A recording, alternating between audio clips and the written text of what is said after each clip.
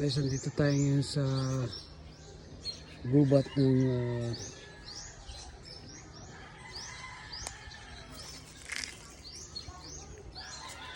Sierra Madre.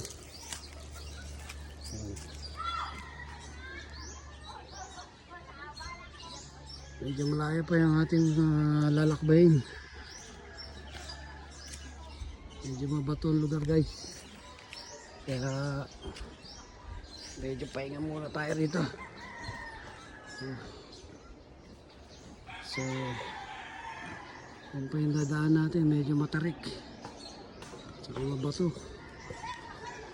So dito muna tayo magpapahinga ng mga ilang oras lang.